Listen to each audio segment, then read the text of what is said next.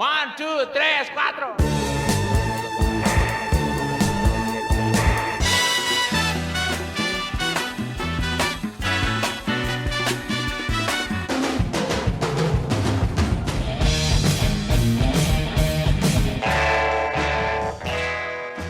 From WBEZ Chicago and PRX, this is Sound Opinions. I'm Greg Kot. And I'm Jim DeRogatis. Tom Petty was a master of the perfect three-chord rock song, an icon of American music. This week, we remember his life and music, and we've got a rare interview with the man himself from 2003. I think in the same week, I got American Girl and Breakdown, and I knew they were both really good. That's a good week. It was a damn good week. You know, I mean, you really walk on air for a day. Yeah. And it's like, oh, God.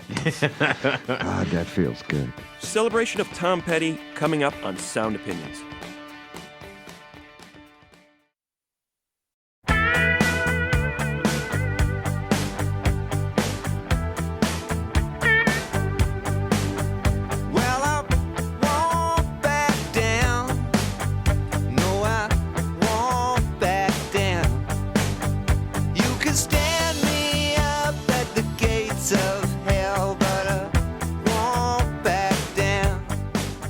You're listening to Sound Opinions, and Greg, we are going to devote this episode to Tom Petty.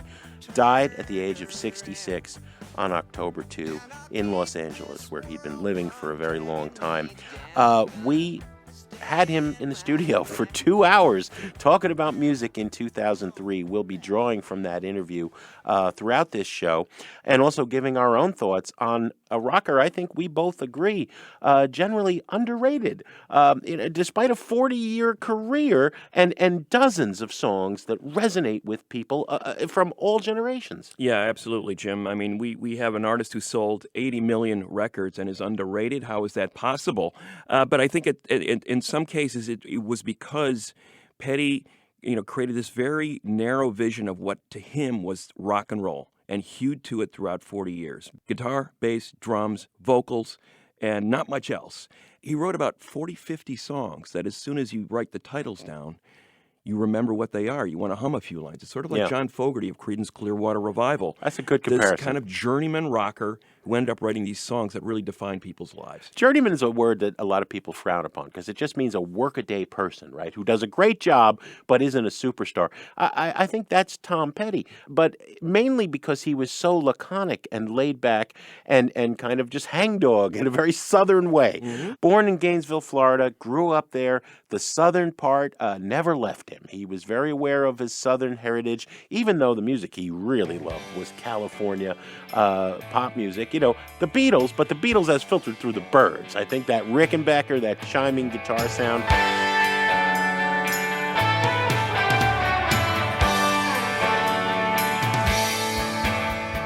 And though he loved bass guitars, drums, and let's not forget Ben Montench's keyboards, it was more from a sense of this is my palette, and I can write songs here that are timeless. They could have been written in 1967 or 2017. Absolutely, and I think one of the more endearing aspects of Tom Petty, why he was so relatable to so many people, like I could have a beer with that guy even though I just paid $50 to go see him at a stadium, was because he was a fan first and foremost, and he never lost that yen, that spirit, that enthusiasm when he would talk about the people that inspired him. And in that 2003 interview, he talked about meeting Elvis Presley as a kid. Yeah, that's a staggering event in my life. It was kind of cosmic when I look at it now, and it's almost cliched, but, when I was a kid around 61, I guess I was like 11 years old, and I had an uncle who kind of developed film and was in the film business somewhat in Gainesville, Florida. Is not a huge film, but he liked to film. He filmed the football, Hollywood East, football practice, Right. But he got hired onto an Elvis movie in some capacity, and my aunt, I remember sitting under a pine tree with no particular thought at all, at 11 years old. My aunt pulls in and says, "You want to go see Elvis Presley?" And I had this vague memory of Elvis Presley, of some controversy in the household when I was 5 or 6 about someone who wiggled. Yeah, a little dangerous. But that's all, And then I thought, well, I've never seen a famous person. I think I'll go, you know. And so I went, and there was this enormous, you know, super Elvis mania in the streets kind of thing, you know. But I'd never seen in my life, you know. I guess no one had. Yeah. And I really remember that, and I remember him coming in white Cadillacs. There were 5 or 6 white Cadillacs. And all these guys getting out with, like, sharkskin suits, you know. The Memphis Mafia, yeah. And they all have black pompadours and sharkskin suits, you know. And I had never seen anything like that, you know. And I kept saying, well, which one's Elvis? And then suddenly you go, that one's Elvis, you know. And you know, he came over, and he said hello, you know, and we were dutifully marched out with our uncle, you know, and my cousins, and he said hi, and then just went into his trailer, you know. And, oh well, which I can completely understand, you know. It's not like he gave you the special guitar and the blessing on the head and said, "Go forth and rock, my son." It's not what you'd call a conversation, no. But you know, after that, while Elvis is in the trailer, you know, I get pretty excited, you know, and because there are crowds of girls at the chain link fence, and they're all waving records, you know. And eventually he came out, and they'd pass the records over the fence to somebody, and they'd pass them to Elvis, and he'd sign them, and they'd pass them back, you know. And I thought at that moment, wow, if I just had a record, I could approach Elvis and get his autograph, you know. Yeah. So he was there for about a week, and so when I went home, I set about this huge search to find a record, having no money whatsoever. I finally hit gold with this guy down the street who had a sister who had gone to college in the 50s, and she had the famous box in my life that had every great rock and roll single, you know. And I had the Whammo slingshot, you know, the one that goes around your wrist and you fire it, made of aluminum. I traded the slingshot. This is all true. I traded the slingshot for this box of records. I never went back to see Elvis, but the records themselves completely changed my life. It was all I did from then till now. You know, all I did was play that music. Hey, baby, I ain't asking what you. No, no, no, no, no, no, no, no, baby, I ain't asking what you. Just a bigger, bigger, bigger hungry love. I will do. And I played it. You know, my parents were concerned about me and stuff because I lost any interest in sports, anything. You know, that's just all I did. Yeah. I didn't play an instrument. I just listened. Yeah. And I wouldn't play an instrument until many years later. Well, several years later, when the Beatles came, suddenly everybody in the neighborhood had a guitar because it was so clear, like, this is a way out. Right. Well, the Great American Garage explosion. Right. When the Beatles came along, did they blow away Elvis as far as you were concerned? Completely. Was it the whole new thing? Yeah, because I Don't Want to Hold Your Hand, and I remember the same week he came out with something like Kentucky Rain or something like, you know, it was Kissin' Cousin was his new single. I mean, it was really black and white. Well, I've got a gal, she's as cute as she can be. She's a distant cousin, but she's not too distant with me. He was out, done, through. Yeah. And so was everything else that wasn't a Beatle, you know, or from England. It really was that quick, and it was this magical thing. You know, I tried to explain it to my kids, like, there was no music press, you know, there was no way to tell us about it. But, you know, a bicycle would pass you, and you'd hear Beatles Sunday night. Sunday night Beatles. You know, we weren't even sure what Beatles were, but that's how everybody came to be watching it Sunday night. Is there was just some groundswell of on Sullivan, and you know, the whole nation was sitting there Sunday night, and things were never the same. You know. Now, there's a story that goes, your dad was so upset with the fact that you were not doing well in school that some of those valuable records you're talking about got smashed because of that. He destroyed them one night. He just thought I'd lost my mind, you know. And this was when you were about how old? 12. And he was kind of a jerk, you know. I mean, to be honest, I mean, it was kind of a jerky thing to do. But, Yeah. you know, he kind of smashed them. And then my mom gave me some dough to replace them. But I bought all different records, you know. Yeah, So, because you were moving on. yeah, but it was a serious thing. They thought I'd gone kind of cuckoo. That was Tom Petty talking to Greg and me. I apparently had not yet hit puberty, Greg, back in 2003 when we did that incredible 2-hour interview with Tom Petty. You know, the enthusiasm of a rock fan. You know, we were so excited to be sitting with one of our heroes. He is recalling how excited he was meeting Elvis, obviously, and later we talked to him about George Harrison and Bob Dylan. He had been in several bands, starting when he was a teenager. He got his first guitar in 1962.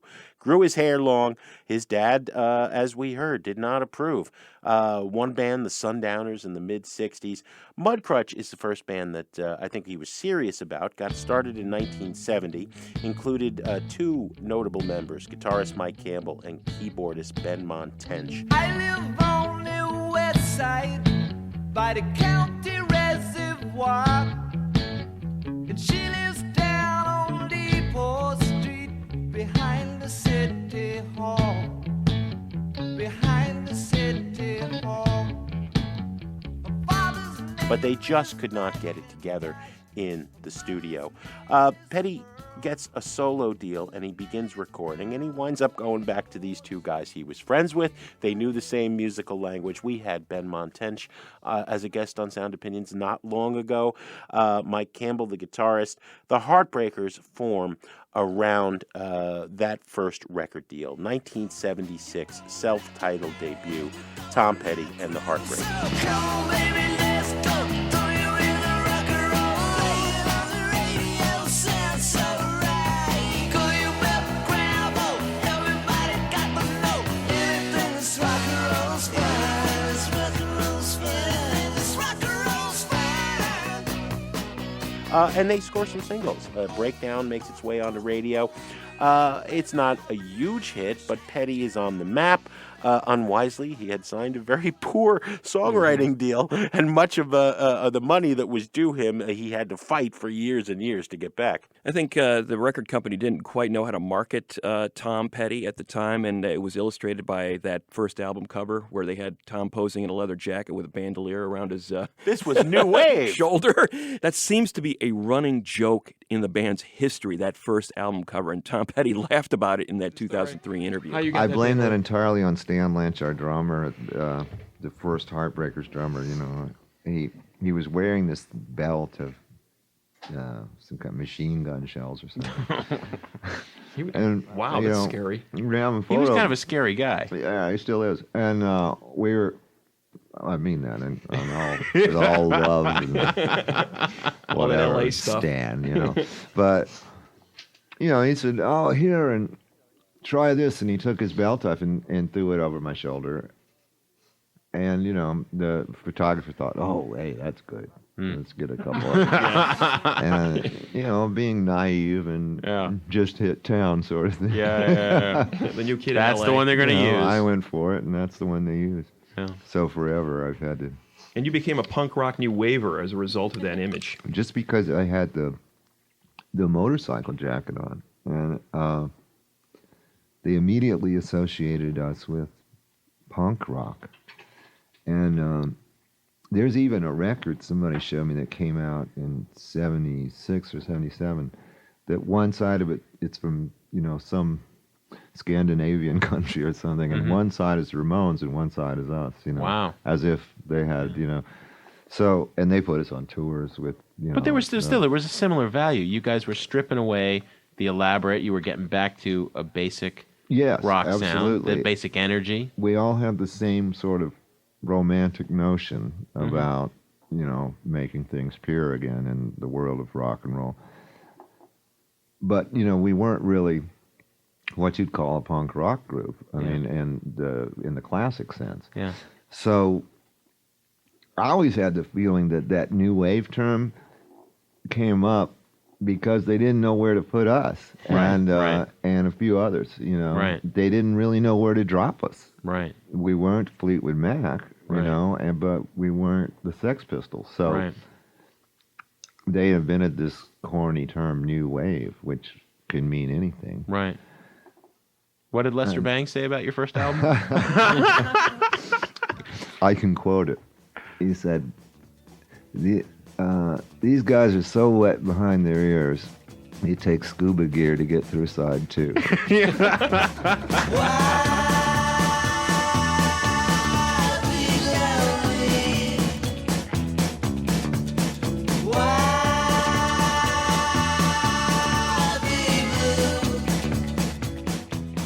I remember, I was just a kid starting to review records, and, the Ramones and the Clash and the Patti Smith were who we were paying attention to. And Patti was sort of a piece, of a part of that conversation.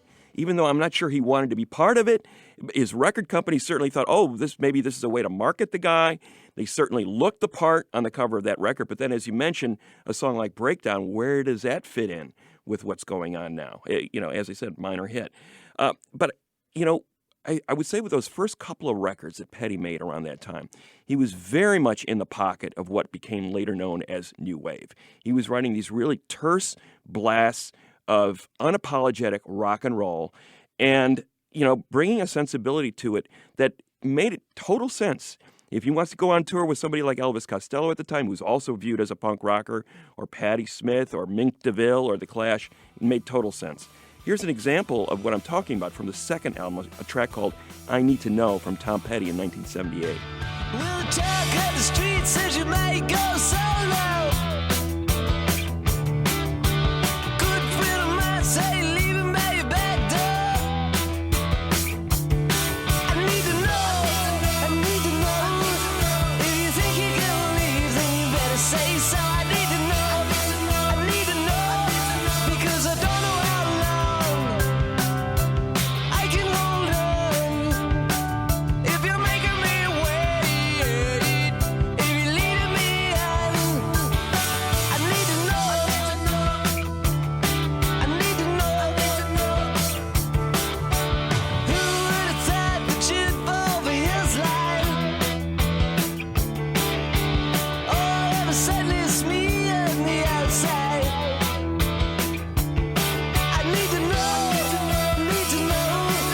If you think you're gonna leave, then you better say so. I need to know, because I don't know how long I can hold on. If you're making me wait, if you're leading me on, I need to know. I need to know.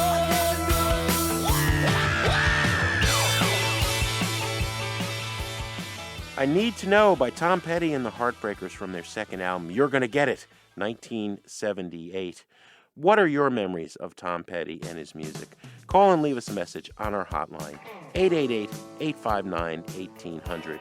We'll continue our tribute to Tom Petty after a short break on Sound Opinions from WBEZ Chicago and PRX.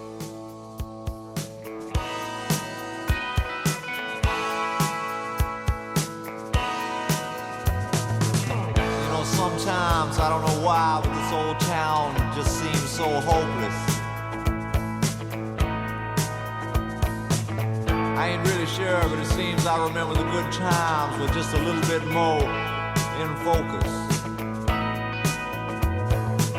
But when she puts her arms around me, I can somehow rise above it. Yeah, man, when I got that little girl standing right by my side, you know, I can tell the whole wide world that shout it, hey, here comes my girl.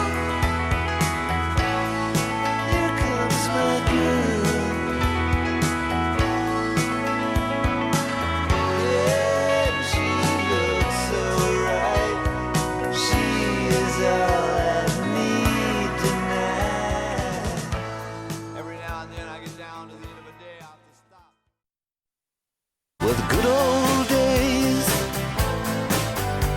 may not return, and the rocks might melt, and the sea may burn. I'm learning to fly, but I ain't got wings.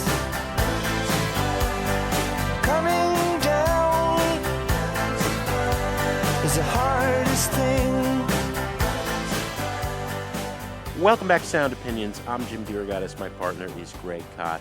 And today we are remembering Tom Petty, who died at the age of 66, revisiting a 2003 interview throughout the show. One of the proudest moments you and I ever had on Sound Opinions, Greg. We had to dig deep into the Sound Opinions archive, a.k.a. your basement, to find that tape, and it holds up well. An incredible songwriter. Those words don't get used often enough. He just finished his 40th anniversary tour with the Heartbreakers, a wonderful live performer throughout those 40 years. Only a week before his death, that tour wrapped up. But as a songwriter, he doesn't get his due. I agree, Jim. I mean, the point about Petty is that he's viewed as sort of this one-dimensional journeyman guy, as you said, but there was so much nuance in his songwriting. And I actually got into an argument with somebody in the last day or two about his lyrics, and they said, oh, it was just Moon June type of stuff. It was cliche. And I go, sometimes simpler is better. He understood that this ain't poetry, but at the same time, he wasn't dumbing down anything. He was talking about very complex ideas and boiling them down to 3 verses, which is a real art. Is get in, get out, say what you need.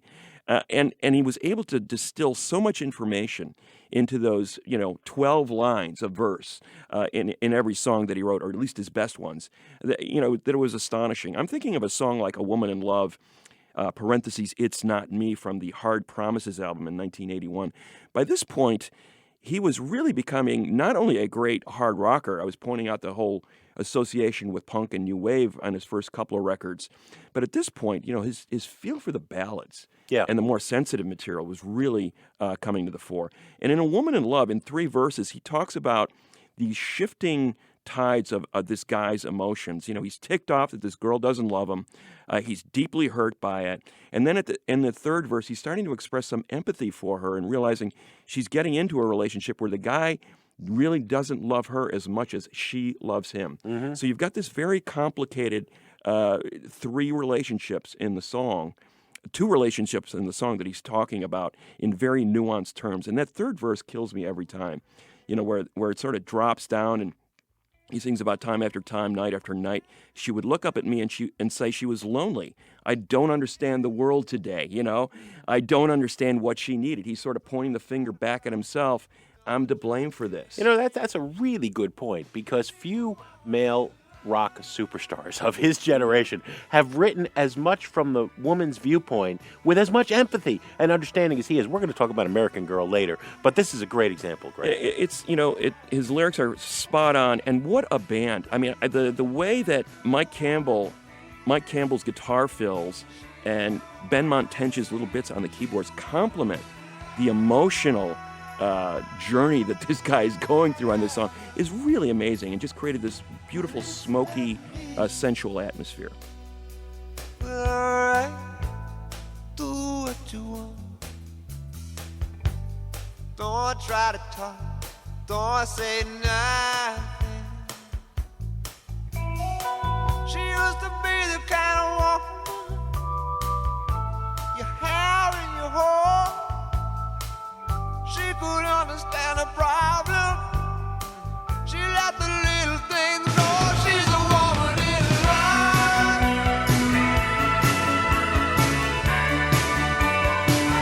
She's a woman in love.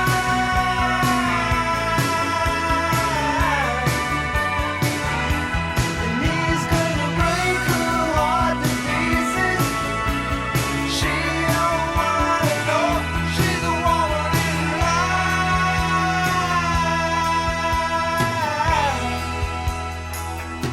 She can't let go.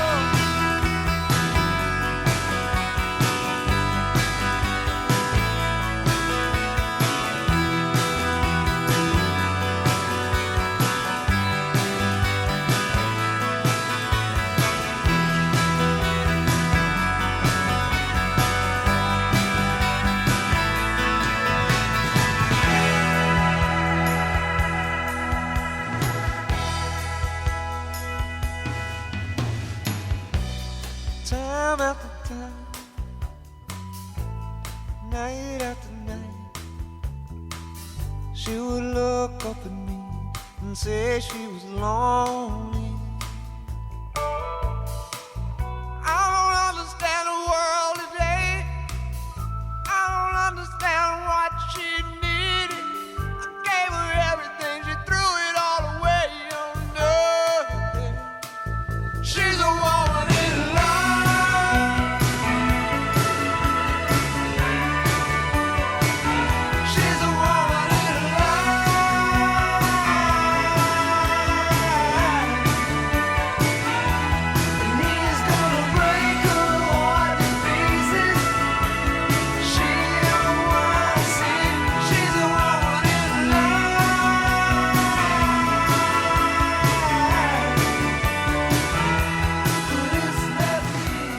Woman in Love by Tom Petty from 1981. A nice tribute there, Greg.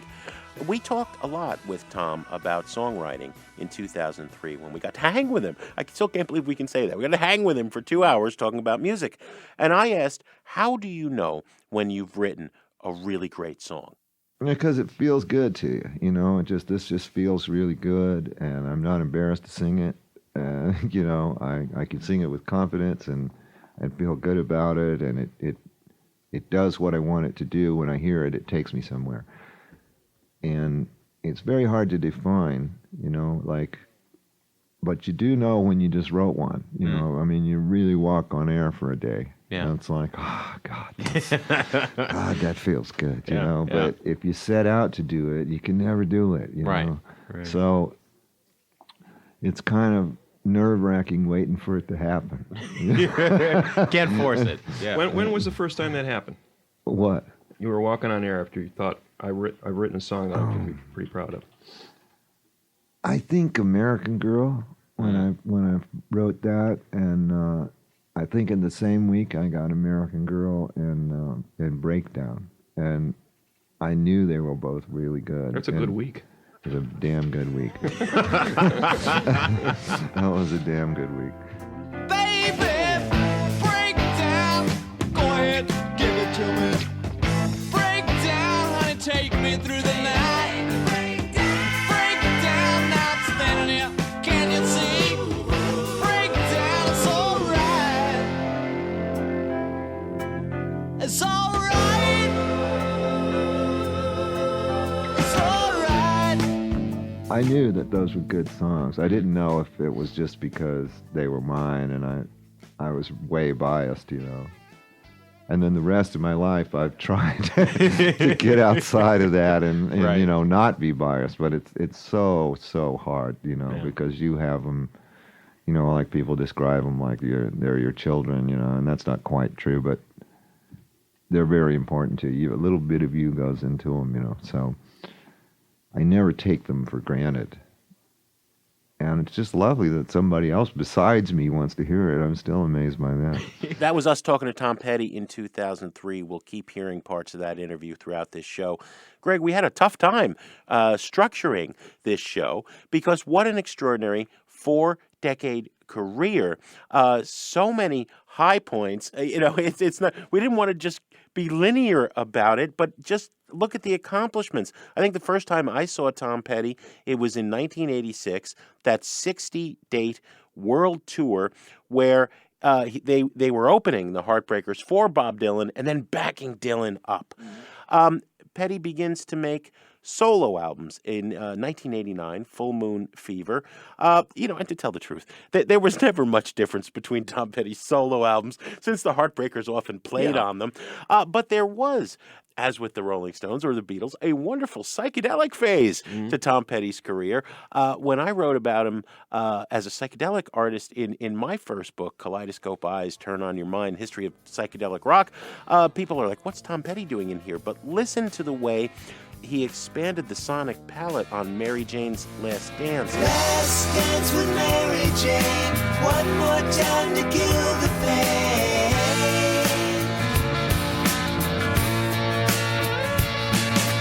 I feel summer creeping in and I'm tired of this town again. On Free Falling, even to a degree, which is psychedelic in the way that the Byrds' 8 Miles High was. Now I'm free falling, free falling, free falling, free falling. Yeah, I'm free falling, free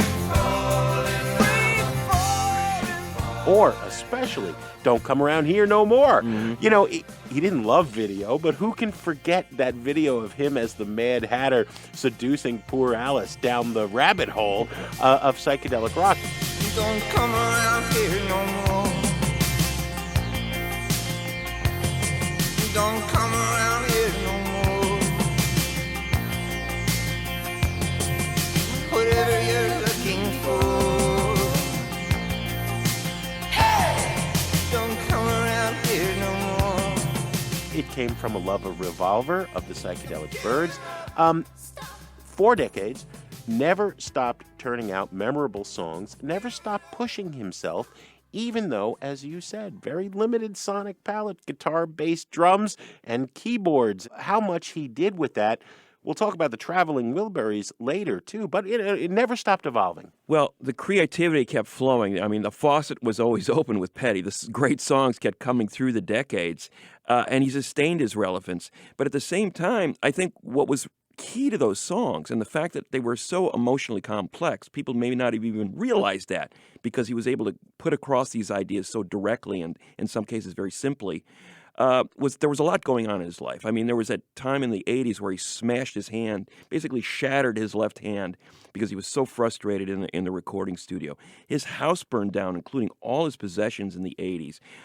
He went through a terrible divorce that just devastated him in the 90s. So you talk about... Left him addicted to heroin. His relationship songs, I mean, they went through the ringer. Little girl, don't misunderstand me. 'Cause there's a rumor going round. Somebody's gonna let me down. And I don't know what it's all about, or if it's true. I'm counting on you. And then finally getting remarried in the early 2000s and finding new love. And bringing that into his songs as well as his relationship with his children and how that evolved over the years. So there was no shortage of complexity and pain in Tom Petty's life, and the way he was able to filter it into his songs without becoming overly confessional was really an extraordinary gift. And you asked him about writing through the turmoil when we talked to him in 2003. I think it probably does inspire you. I wouldn't advise anybody to get into a bad situation to do it, but I think if you're an artist in the first place, that if like say someone lights your house on fire with you and your family in it, it's going to creep into your painting, like you might paint a different picture than you would have, a day earlier. So yes, I think songs come out of it, though I don't think, and I've thought about this a lot, I don't think you have to suffer in order to do this and do it well, But yeah, it does come out of that. Yeah. But I really want to believe that you don't have to do that. Well, that's that whole romantic notion. I mean, that's what's caused so many stupid people to kill themselves in this rock and roll world. There's nothing romantic about dying for rock and roll. Yeah. What was it? John Lennon had a quote about Sid Vicious, that he died so that we might rock. That is Tom Petty from a 2003 interview on Sound Opinions, and we're going to continue our remembrance of Tom Petty in a minute, but as always, we want to hear from you. What did Tom Petty's music mean to you? Call and leave us a message on our hotline, 888-859-1800. We'll be back in a minute on Sound Opinions from WBEZ Chicago and PRX. Well, the top brass don't like him talking so much, and he won't play what they say to play. And he don't want to change what don't need to change. And there goes the last DJ who plays what he wants to play and says what he wants to say. Hey, hey, hey. And there goes your freedom of choice.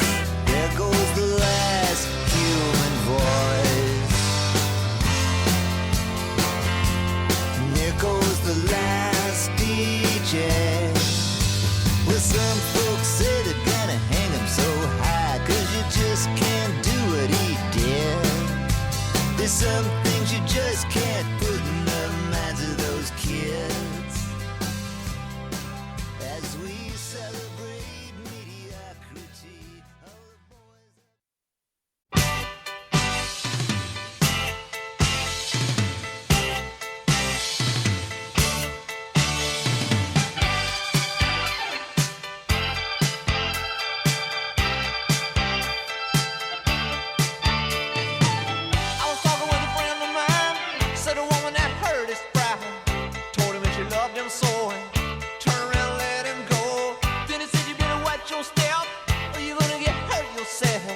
Someone's gonna tell you lies. Welcome back to Sound Opinions. I'm Jim DeRogatis. My partner is Greg Kot. We've been doing this for a long time, Greg. In this show, we're paying tribute to the music and life of Tom Petty and drawing from a 2003 Sound Opinions interview we did with him. You know, we've made the point that he's often underrated in rock history by rock critics, and yet the Traveling Wilburys, which come out of that 86 tour with the Heartbreakers backing and opening for Dylan, a band he puts together basically for Dylan with Roy Orbison, the producer Jeff Lynne of Electric Light Orchestra, George Harrison, you know. It's interesting to note that those superstars, Harrison, Orbison, Dylan, they didn't consider Tom a sideman. They considered him a peer. She was there at the bar. She heard my guitar. She was long and tall. She was the queen of them all. Last night, thinking about last night. Last night, thinking about last night. He was helping them out at that point. Dylan was lost in many ways. Petty offers, hey, Bob, you're a great songwriter. I'll be your backing band. I'll take you out on tour. Let's go to another part of our interview on Sound Opinions with Tom Petty in 2003. That was you're a fan. You're a friend of Bob's, but also a fan. You know, he was coming out of a rough period. I mean, just about every Dylanologist I know of says, you know, that was a rough period for Dylan. Early to mid-'80s, you started touring with him. I think those Traveling Wilburys records were really key for him. He was in some kind of a slump, and it seemed like that snapped something out of him. I mean, did you notice that? Do you agree with that? I think so. I think we were the first group he had really come and embraced and played with as a unit. He'd kind of not been playing much at that point. He'd been through his Christian thing and had kind of retreated in a way. And I think that we did the show with him for Barmaid, as I called it. But we got together and we rehearsed for 3 days and we did that. And then that night he said, well, you know, would you like to go on tour with us, you know, and let's go on a tour, me and you and the band, you know, and I said, okay, you know. Sure. And that stretched itself into years, you know. And then after that, the Traveling Wilburys. I think Dylan never forgot that, deeply appreciated what Tom Petty did for him at that point in his career. George Harrison always wanted to be in a band. He didn't want to be a solo artist. After the Beatles, he missed being in a band. Tom says, George, I'll put a band together with you. Yeah. and there you Let's go. hang, Traveling man. Let's make Wilburys some. are born. Let's jam in the basement.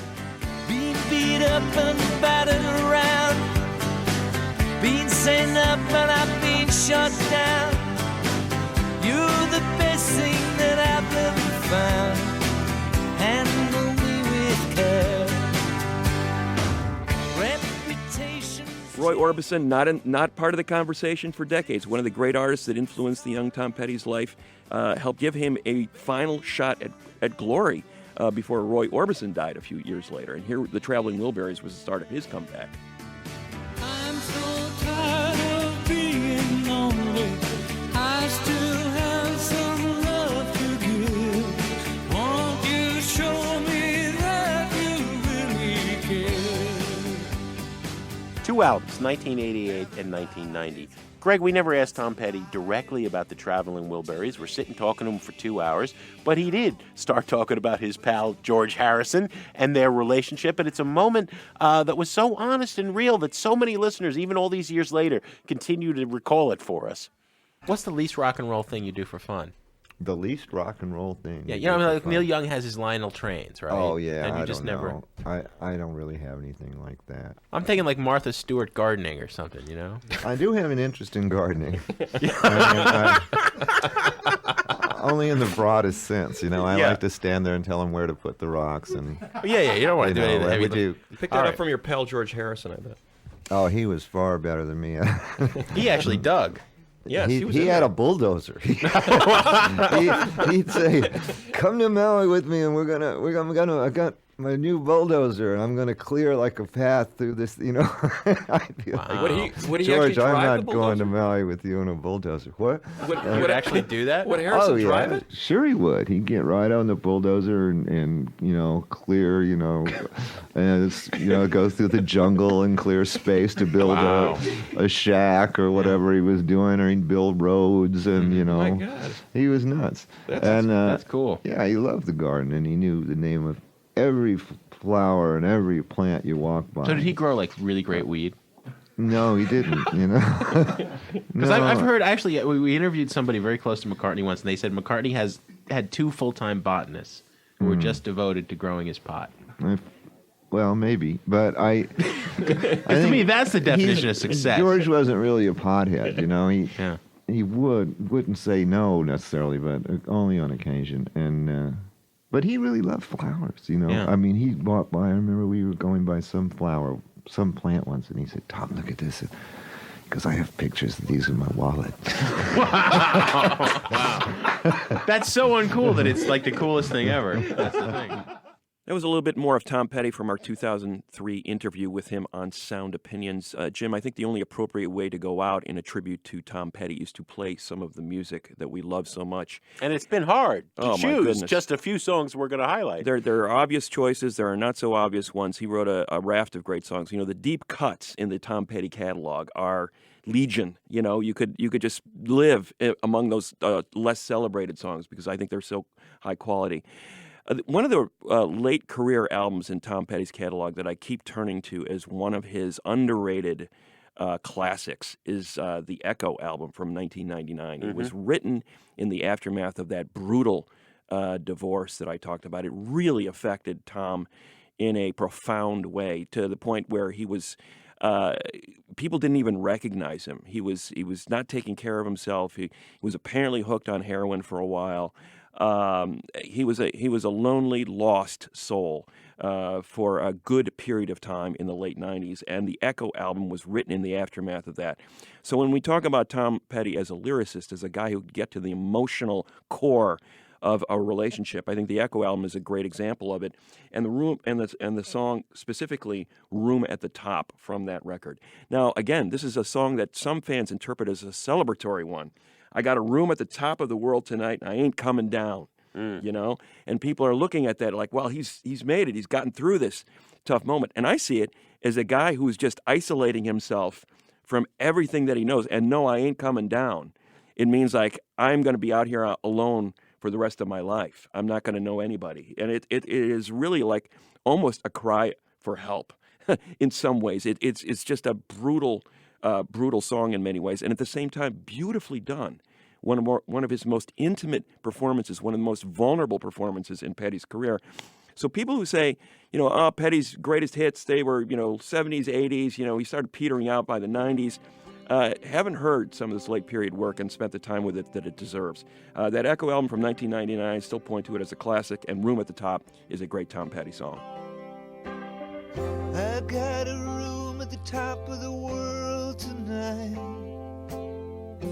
I can see everything tonight.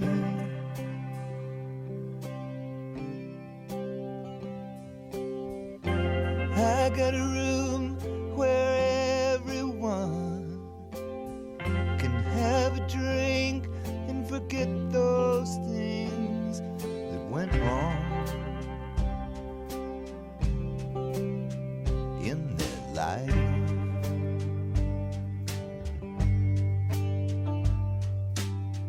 I got a room at the top of the world tonight. I got a room at the top of the world tonight. I got a room at the top of the world tonight, and I ain't coming down. I ain't coming down.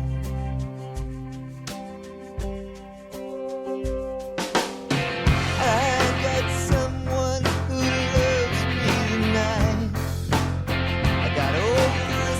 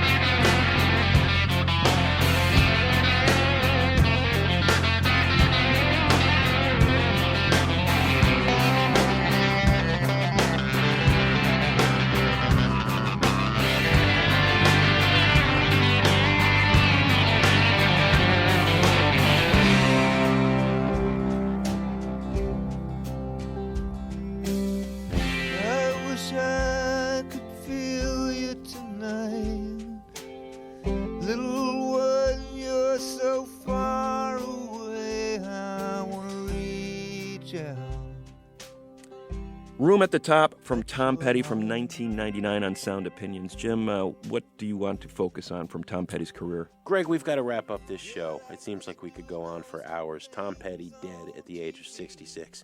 I will say this, and I will fight anybody who disagrees. Tied for number 1 or number 2, I go back and forth, as the best rock and roll song of all time. Sheena is a Punk Rocker by the Ramones, or American Girl by Tom Petty. It's an obvious thing to play in a show like this, but the last song he performed on stage live, the last show of the 40th anniversary tour at the Hollywood Bowl, he ends with this. What a great rock song. I mean, Stan Lynch's drum part. You know, I can't tell you how long it took me as a drummer to try to figure out how to play that. And the chiming Rickenbacker. Here's how much the Rick played what he took from the Byrds. Roger McGuinn of the Byrds covered this song. Right.